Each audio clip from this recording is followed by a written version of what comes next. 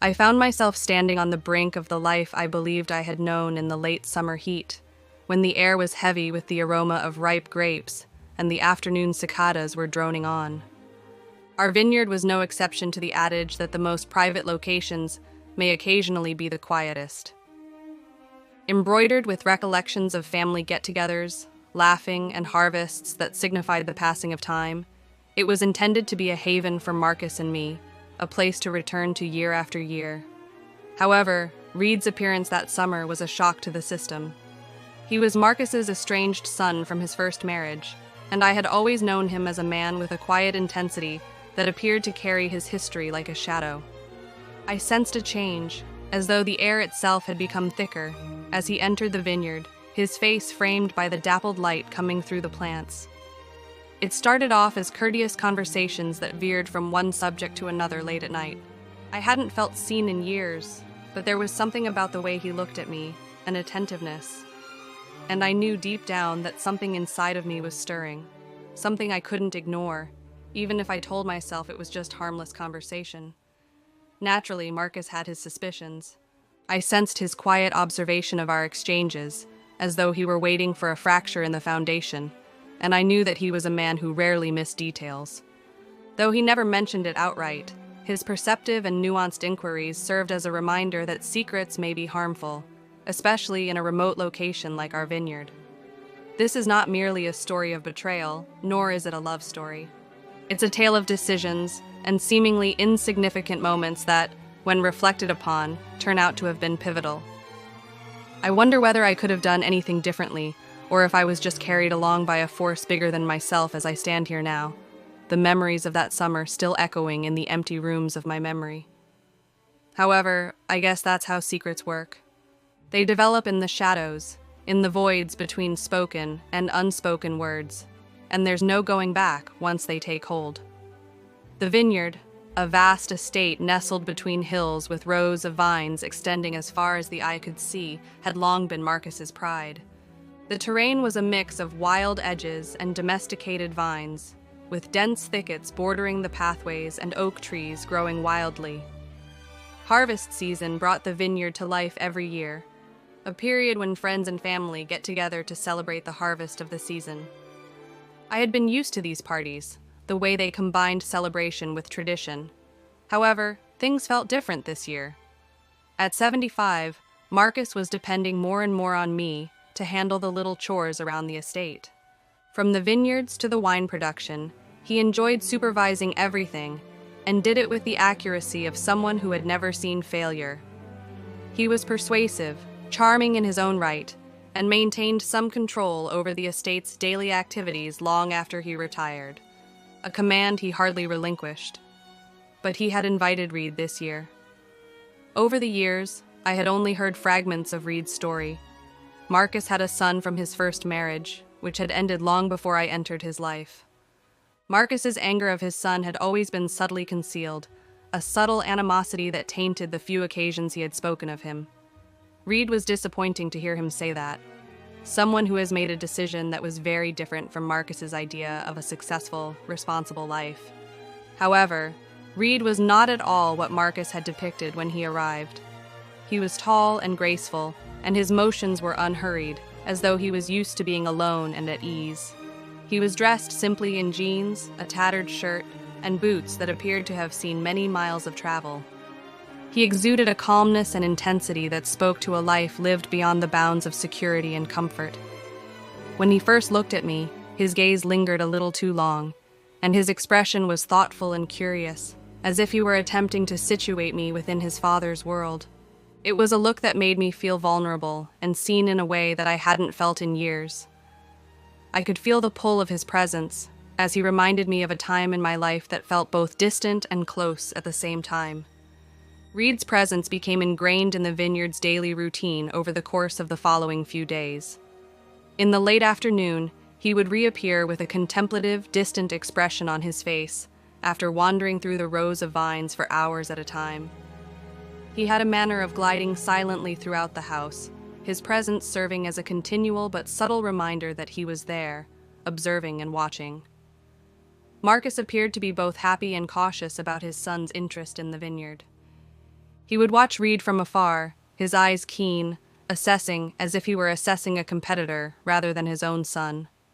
There was an undercurrent of anxiety in their short, awkward discussions.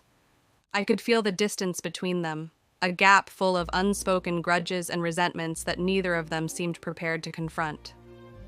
One evening, as Reed joined us on the patio where we frequently sat to enjoy the evening air, Marcus said, "So you've taken an interest in the vineyard." With a shrug, Reed looked over the vine rows. "It's quiet here," he said in a vague manner. "I understand why you adore it." For a brief while, Marcus's visage softened before hardening once more.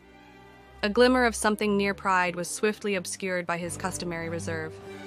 Silently I observed them, feeling the tension that lingered under their words, the undisclosed past that hovered between them. And while I watched them, I experienced an odd mix of interest and empathy, a need to learn more about the gulf between them and the layers that had led to this silent standoff. As the days passed, I began to feel attracted to Reed because of his reserved demeanor and reflective style, which stood in stark contrast to Marcus's restrained passion. He wasn't a talkative man, but despite Marcus's harsh portrayal, there was a tenderness and compassion about him that was surprising. I was surprised by the care with which he spoke.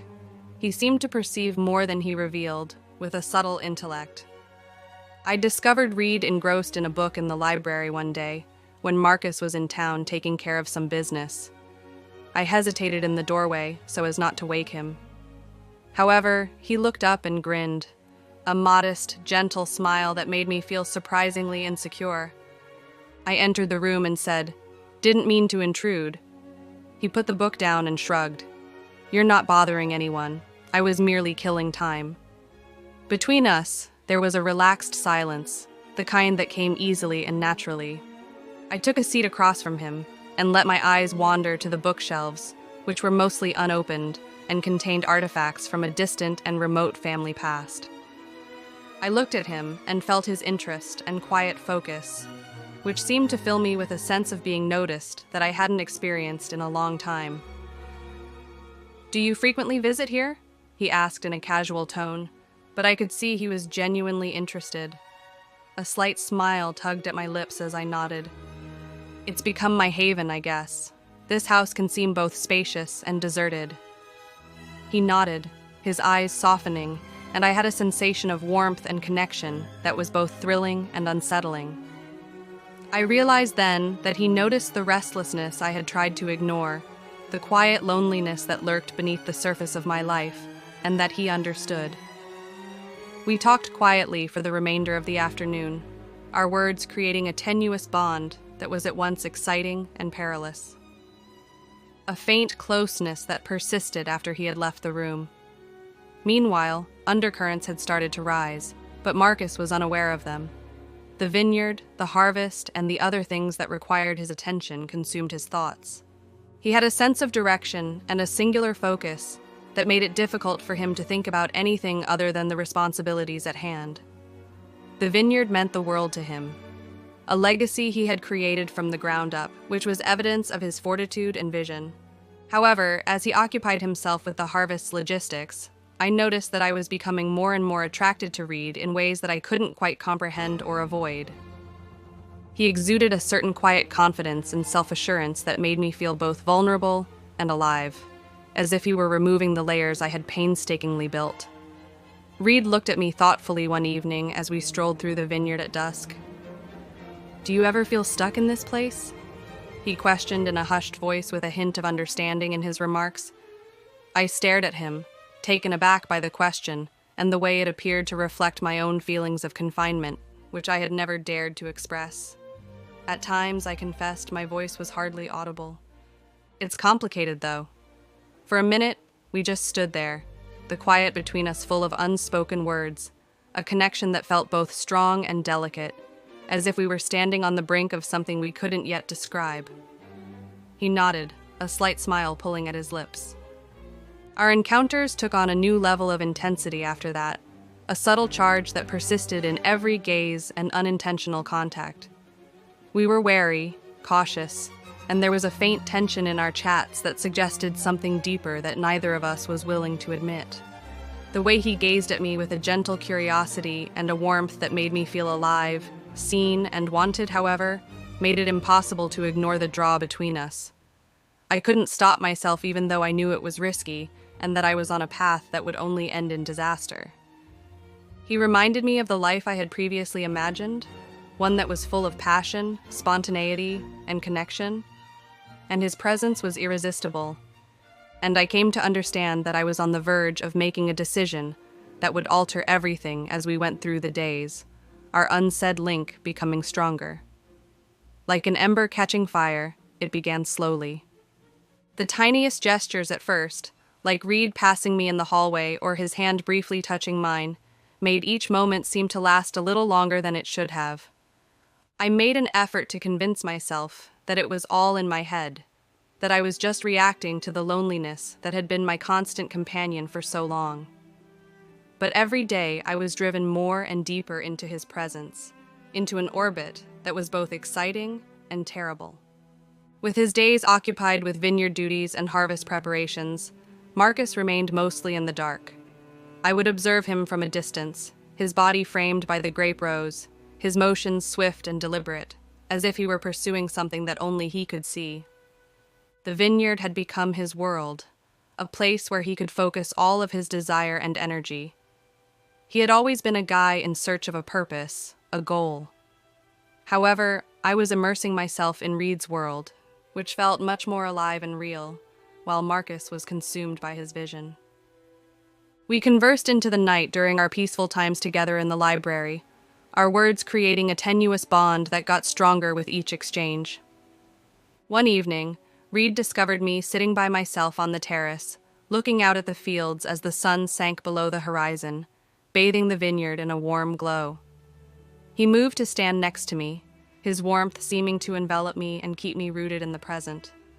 His eyes were fixed on the far-off hills as he whispered, "It's beautiful out here."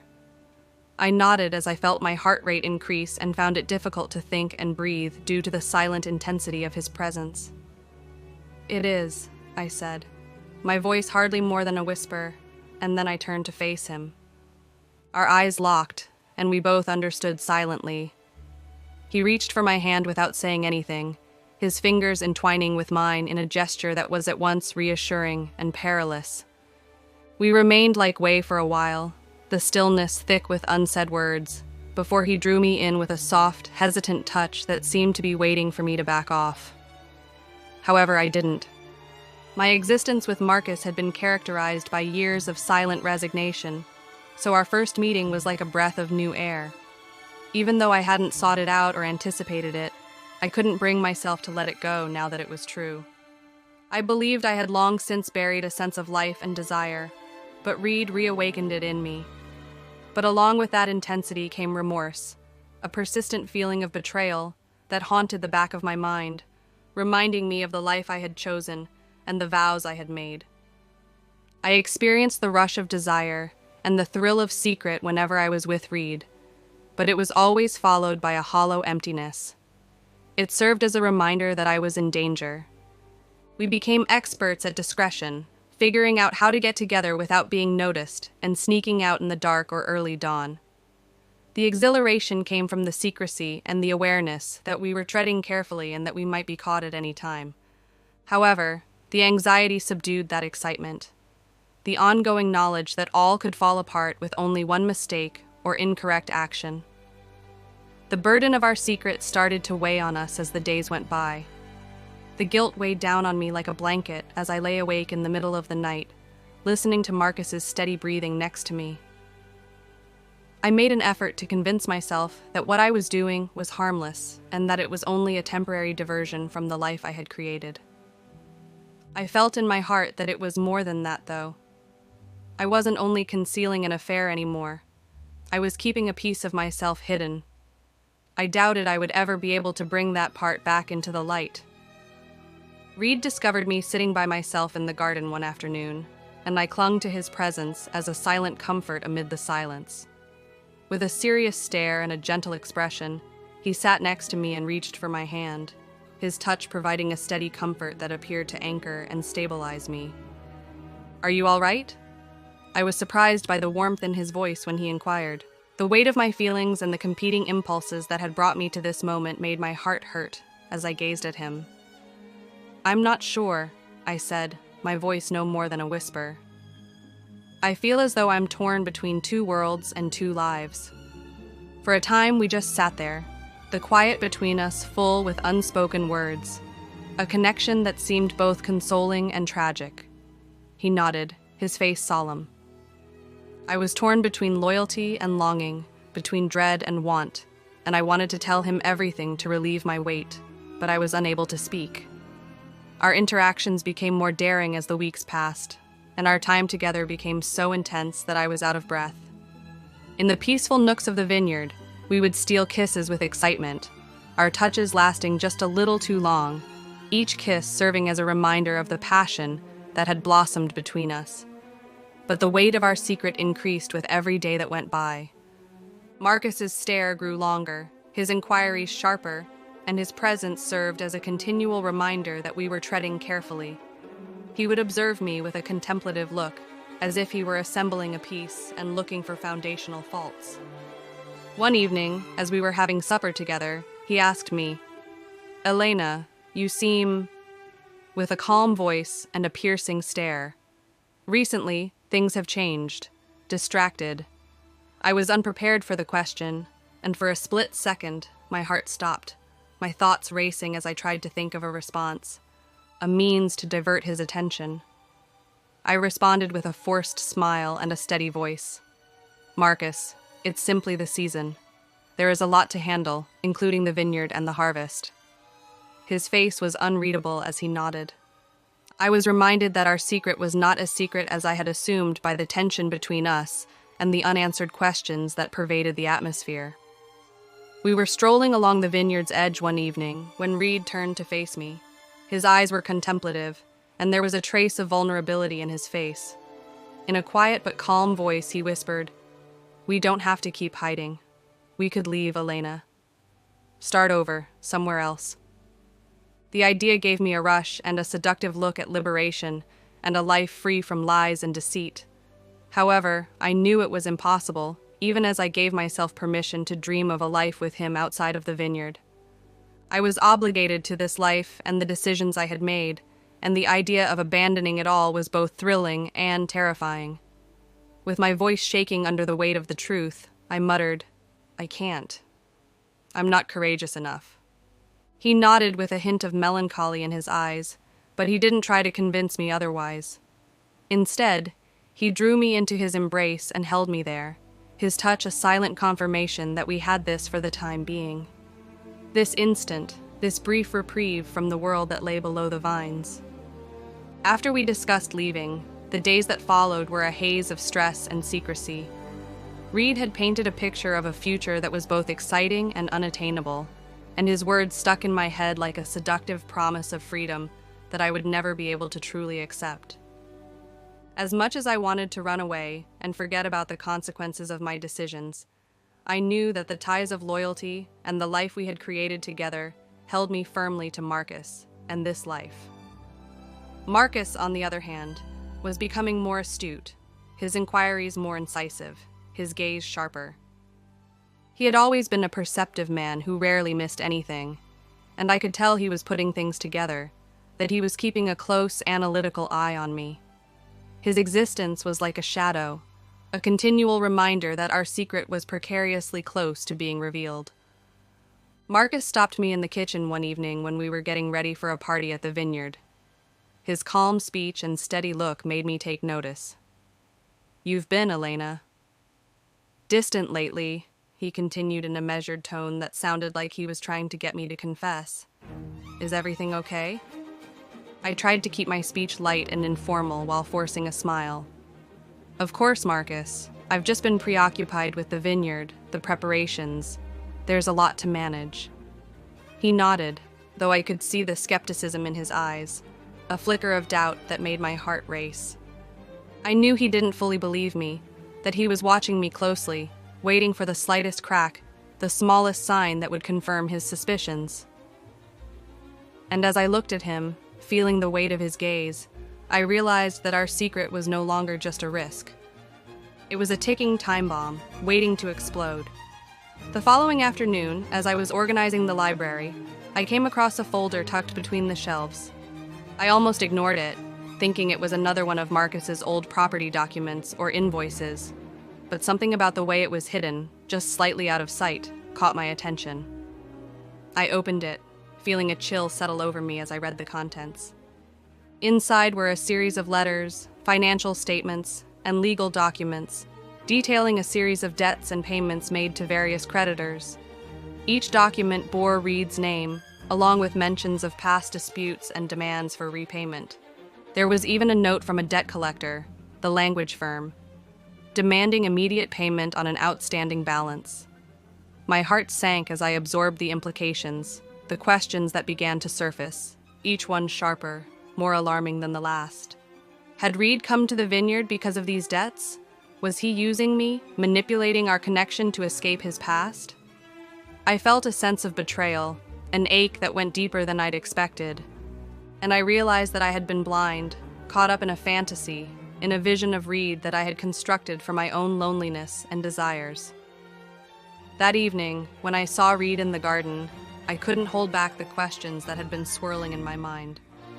"Why didn't you tell me, Reed?" I whispered, my voice tight, my heart pounding with the weight of my suspicions. About the debts, the trouble. He looked at me, his expression caught between guilt and defensiveness, as though he had been dreading this moment. "I didn't want you to know," he replied, his voice low, resigned. I wanted to leave all of that behind to start over. I felt a pang of sadness, a sense of loss, as though the illusion I had clung to was slipping away, revealing a truth I wasn't ready to face. I wanted to believe him, to trust that what we shared was real. But the doubts lingered, casting shadows over our connection, a reminder that our love had been built on secrets, on lies that could no longer be ignored. In the days that followed, Marcus's suspicion grew sharper, his questions more pointed. I could feel his gaze on me whenever we were together, his eyes narrowing as he observed my every move, his silence filled with an intensity that left me on edge. He was a man who rarely confronted issues directly, preferring instead to watch, to analyze, to let others reveal their secrets through their own actions. One evening, as we were hosting a gathering at the Vineyard, Marcus caught me in a quiet moment, his gaze sharp, his tone edged with accusation. "Isadora, I can't shake the feeling that something is off between us," he said, his voice low, his words laced with a tension that made my pulse quicken. "Is there something you're not telling me?" I looked at him, my heart pounding, the weight of my guilt pressing down on me, suffocating me. I wanted to deny it, to reassure him that the words wouldn't come, caught somewhere between my guilt and my loyalty to Reed. "I'm just tired, Marcus," I replied, my voice trembling, the lie feeling heavy on my tongue. "It's been a long season, and there's so much to manage." He nodded, though his expression remained skeptical, his gaze lingering on me as though he were searching for the truth, a confirmation of the suspicions that had taken root in his mind. Marcus's suspicion cast a shadow over everything, a constant reminder of the risk we were taking, the danger that lurked beneath our carefully constructed facade. I could feel my nerves fraying, my emotions stretched thin as I navigated the tension between my love for Reed and the life I had built with Marcus. A life that felt increasingly fragile, as though it could crumble at any moment. One afternoon, as I was tending to some tasks in the vineyard, Silas, the vineyard manager and an old friend of Marcus's, approached me, his expression thoughtful, his gaze lingering just a bit too long. "Is everything all right, Mrs. Grant?" he asked, his tone polite but laced with an undertone of concern. I forced a smile, trying to keep my voice steady. "Of course, Silas. Why wouldn't it be?" He nodded, though his expression remained unconvinced, a flicker of doubt in his eyes that sent a chill down my spine. I knew that Silas had known Marcus for years, that he was perceptive, observant, the kind of man who rarely missed details. And as he walked away, I felt a pang of fear, a sense of dread that gnawed at me, a reminder that our secret was no longer just ours, to keep the weight of our secret. The guilt and the fear finally became too much to bear. One evening, as I met Reed by the lake, the sunset casting a warm glow over the water, I confronted him, my voice filled with a desperation I could no longer contain. "I don't know if I can keep doing this," I whispered, my voice trembling as I looked at him, my heart aching with the weight of my emotions. This secret, this lie, it's consuming me." He looked at me, his expression softening, a flicker of regret in his eyes. "I never meant to hurt you, Elena," he murmured, reaching for my hand, his touch a steady comfort in the darkness. I needed you. I still do." His words sent a pang of sadness through me, a reminder of the love we had shared, the passion that had bound us together in a way that felt both beautiful and destructive. I wanted to hold on to him, to believe that we could make this work. But the doubts lingered. The questions that had haunted me since I had uncovered his secrets. And as we stood there, the silence heavy with unspoken words, I realized that we were standing at a crossroads, that the choices we had made had led us to a place where there was no turning back. The evening Marcus confronted me, the vineyard was cloaked in a heavy silence, as though even the land itself sensed the weight of what was to come. The sun had slipped below the horizon, casting the sky in hues of indigo and deep violet, the colors darkening with each passing moment. I was in the kitchen, washing dishes and trying to calm the restless energy that had filled me, when I heard Marcus's footsteps approach, steady and deliberate. "Elena," he called, his voice firm, a tone he rarely used unless he meant to address something serious. I dried my hands, bracing myself as I turned to face him. He stood in the doorway, his posture rigid, his gaze fixed on me with an intensity that made my heart pound. "We need to talk," he said, his tone leaving no room for argument. I nodded, swallowing hard, feeling the weight of our secrets pressing down on me, suffocating me. I had known this moment was coming, that our carefully constructed lies would eventually unravel. But now that it was here, I felt a terror I hadn't expected. A fear not just of discovery, but of losing everything I had ever known. Marcus led me to the sitting room, where he motioned for me to sit. He remained standing, his gaze never wavering, his expression a mask of calm that was somehow more unsettling than any outburst could have been. "Is there something you want to tell me, Elena?" His voice was low and controlled, but it had a hint of edge that made me shudder. I opened my mouth, looking for the right words to soften the reality and provide an explanation. But there was a thick, merciless quiet between us. Finally he replied, "I know about you and Reed." His words struck me with such power that I was left gasping for air. "I've been aware for a while. I simply waited for you to have the grace to tell me for yourself." My heart was beating so loudly that I was certain he could hear it, as the blood drained from my face. As I fought to find a way to convey something I couldn't even fully grasp myself, the room felt like it was closing in on me, the walls crushing down. I started to say Marcus, but he interrupted me, his eyes hardening. He spoke sharply, his words filled with a venom that cut right through me. "Spare me the excuses, Elena. I had faith in you.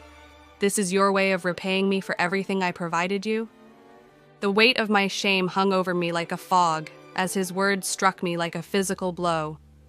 Although I realized it was too late, and that nothing I said could repair the harm I had caused, I still wanted to apologize and ask for forgiveness. I said in a tremulous voice, "I never meant for it to happen. It was an error, a moment of vulnerability." However, the words felt empty and hollow even as I spoke them. A weak attempt to make sense of something that had destroyed our lives irreparably. I could sense the intensity of Marcus's rage, the betrayal that had become ingrained in his heart, a wound that would never completely heal, as his stare stayed fixed and his countenance was inscrutable. Finally, he remarked, "I don't care about your excuses, Elena." His tone was icy. "I want him to leave. I'm also not sure if I want you here after that." I discovered Reed by the lake's edge later that evening. He was silhouetted against the sky's fading light. When he spotted me coming, he turned, his face relaxing, but I could still sense the tightness in his body language and the caution in his eyes. "He knows, Reed," I replied, my voice hardly more than a whisper, the words lingering between us, a last unchangeable fact. With a dejected expression on his face, he nodded. It was only a question of time, I thought. A dense and oppressive quiet fell between us. We are all engrossed in our own thoughts and regrets. I felt a mix of grief and annoyance as I gazed at him, a sense of loss for the life we may have had together, for the love that had been marred by secrets and lies. "What happens now?" I murmured, my voice shaking as the issue weighed heavily on me, and I felt a nearly tangible sense of dread. His shoulders slumped and he averted his eyes. He answered, "I don't know," with a tone of subdued resignation. "Elena, I never intended to do you any harm. I simply didn't know how to leave."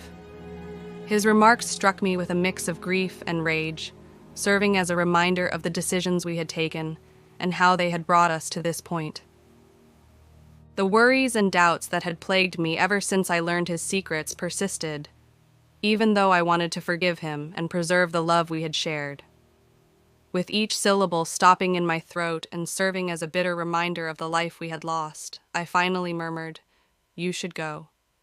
Nothing remains here for us." With a hint of melancholy in his eyes, he nodded, and for a second I thought he may dispute or try to persuade me to go with him. However, he just turned and left, his footsteps disappearing into the night, leaving me by myself in the quiet, with just the recollections of the past. A hollow aching that settled in my chest, a reminder of the life I had destroyed and the love I had lost, and an emptiness I had never experienced filled the days that followed. In a condition of quiet hostility, Marcus and I moved about the house as if we were strangers, each of us mired in our own sorrow and bitterness. He hardly ever talked to me, his eyes averted and his face unreadable. One evening, as we sat across from one another at dinner, Marcus looked at me with a cold determination that sent a chill down my spine. "I've spoken with my lawyer," he said, his voice calm but laced with a quiet fury. It was as if he had erased me from his life, as if the years we had spent together were nothing more than a memory, a shadow that he was determined to forget. "By the end of the month, I want you out of here." The words struck me like a blow to the body. I felt a sensation of grief that was nearly intolerable as the finality of his choice settled over me.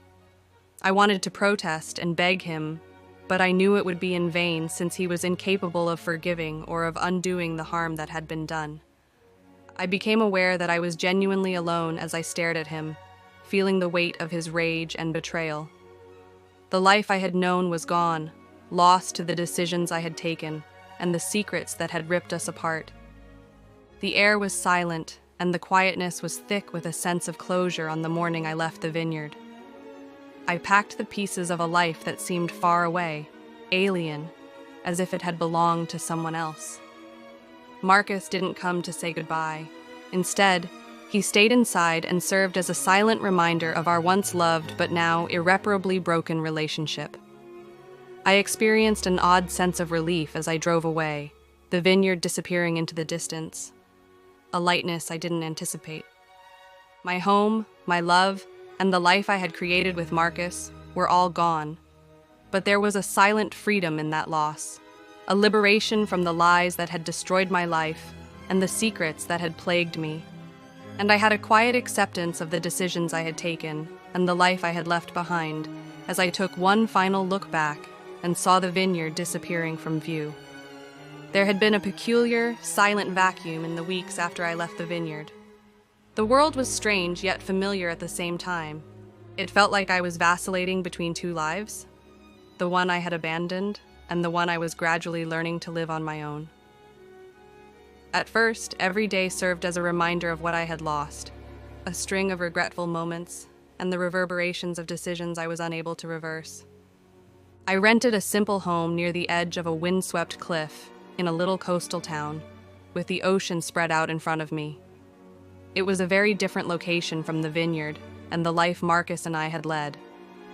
And in the shadow of everything I had left behind, I was able to rebuild and find comfort in its calm simplicity. On stormy evenings, I would occasionally stroll along the cliffs while the wind whipped me and the waves crashed on the rocks below, each serving as a reminder of the turbulent journey I had just taken. I would reflect on the times I spent with Reed, the moments we had stolen, and the passion that blazed so brilliantly before dying.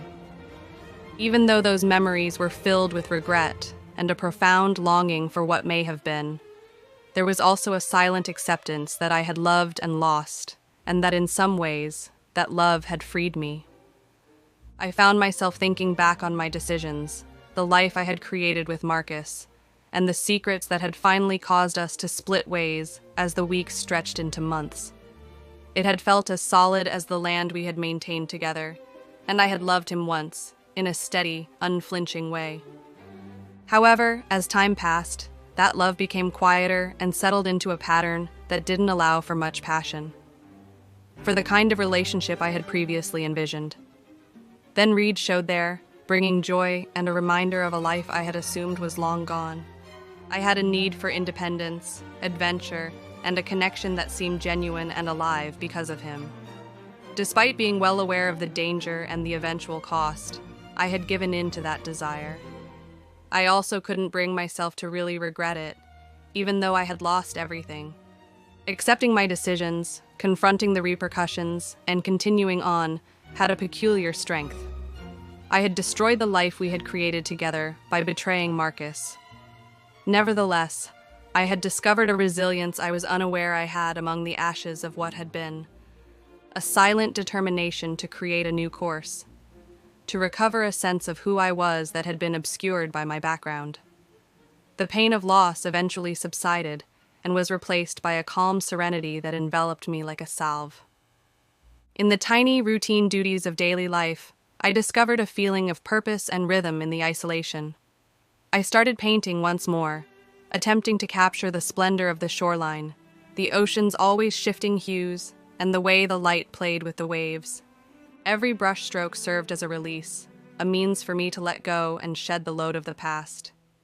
Sometimes people in town would question me about my life and my origins, but I would give evasive responses that only hinted at the parts of a story that had once defined me.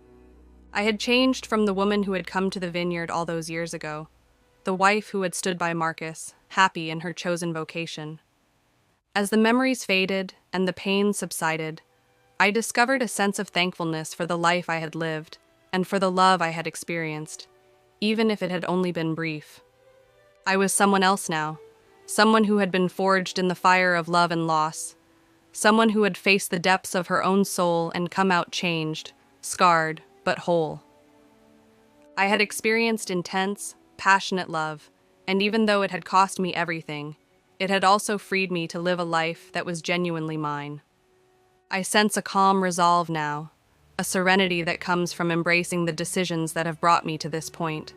As I stand here gazing out over the ocean, the waves rolling in a constant cadence. The ghosts of my past, the regrets and what-ifs that used to consume my thoughts, have left me.